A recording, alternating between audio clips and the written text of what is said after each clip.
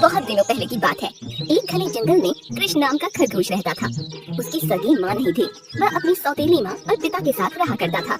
पर उसके माता पिता कृष्ण खरगोश से बहुत नफरत किया करते थे, क्योंकि वह काला था। एक दिन की बात है, उसकी सौतेली माँ बोली, कृष्ण तुम सुबह सुबह मेरे सामने मत आया करो, बिल्कुल गंदे लगते हो, कम वक्त पूरा दिन मेरा खराब कर देता है। माँ मुझे जोरों की भूख लगी है, इसलिए मैं किचन में आया हूँ। चल आगे यहाँ से बाहर, खाने को तेरी नजर ना लगे, जब हम लोग खा लेंगे तब तुझे बुलाएंगे। माँ तुम तो मुझे हमेशा डांटती रहती हो, और भैया को देखो कितना प्यार करती हो। चुप कर करम जले, तुम्हारा भैया देख कितना सुंदर है, और तुम्हें खुद को देख कितने काले सांवले, तुझे देखते ही मुझे उल्टियाँ आने लगती है। अपनी सौतीली माँ की बात सुनकर कृष्ण खरगोश बाहर चला जाता है। जब परिवार के सब सदस्य खाना खा लेते हैं, तब उसकी माँ उसे बुलाती है, अरे ओ करम जले इधर आ और खाना खा ले, और उसके बाद सारे घर की साफ सफाई कर देना। हाँ ठीक है माँ। जब कृष्ण खरगोश खाना खाने आता है तो उसे बासी खाना दिखाई देता है। ये क्या माँ, ये तो सब बासी खाना है, मैं अगर इसे खाऊंगा तो बीमार पड़ जाऊंगा।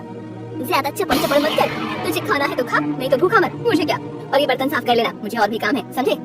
फिर किसी तरह कृष्ण खरगोश बासी खाना खा लेता है। उसे अपनी सगी माँ की बहुत याद आती है, और खाते खाते वह रोने लगता है। एक दिन खरगोश अपने पिता के पास जाता है और कहता है, पिताजी आज मेरे लिए कुछ अच्छा खाने को लाओ ना, माँ मुझे रोज रोज बासी खाना खिलाती है। अरे यार, ये मैंने सुबह सुबह किसका मुंह देख लिया, तो मेरा पूरा दिन खराब हो जाएगा।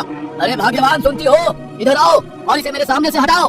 पिताजी गुस्से से कहते हैं। सौतेली माँ उनके पास आती है और कहती है, अरे मनहूस, तुझे कितनी बार कहा है कि सुबह सुबह हमारे सामने मत आया कर, लेकिन तुम हो कि सुनते ही नहीं। कृष्ण खरगोश को ये बात चुभती है और वह रोते रोते कहता है, मैं अगर इतना ही बुरा हूँ तो मैं ये घर छोड़ के चला जाता हूँ, आपसे कहीं दूर, हमेशा के लिए। हाँ हाँ चली जा, तेरे जाने से यहाँ किसी को फर्क नहीं पड़ेगा, कम से कम छुटकारा तो मिलेगा। माँ मैं भी तुम्हारा ही बेटा हूँ, तुम माँ होकर भी ऐसी बात कैसे कर सकती हो। देखना एक दिन इसी बेटे पर तुम्हें गर्व होगा, चलता हूँ मैं।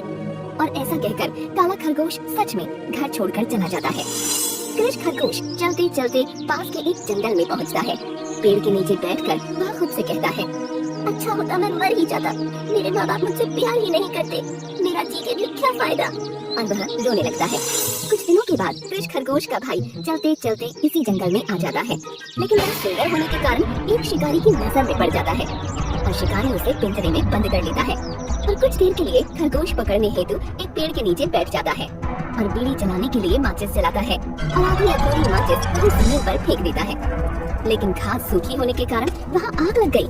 देखते ही देखते आग पूरे जंगल में फैल गई। शिकारी डर गया और पिंजरे को वहीं छोड़कर भाग खड़ा हुआ। जब कृष्ण खरगोश ने यह देखा तो बिना किसी डर के वह पिंजरे के पास आ गया और पिंजरे का दरवाजा खोल दिया। भाई आजाद हो गया, पर कृष्ण का शरीर जल गया।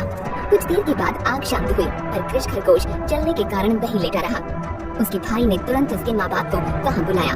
जब सारी बात उनकी समझ में आई तो उन्हें अपने कर्मों पर बहुत पछतावा हुआ। बेटा मुझे माफ कर दे, मैं न जाने कितने अत्याचार तुम पर करती रही, लेकिन तुमने अपने भाई को बचाने के लिए खुद अपनी जान की बाजी लगा दी।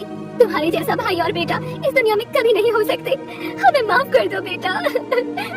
माँ रोती रोती बोली। लेकिन कृष्ण खरगोश अब इस दुनिया से जा चुका था, हमेशा हमेशा के लिए। दोस्तों कैसी लगी ये कहानी जरूर बताइए।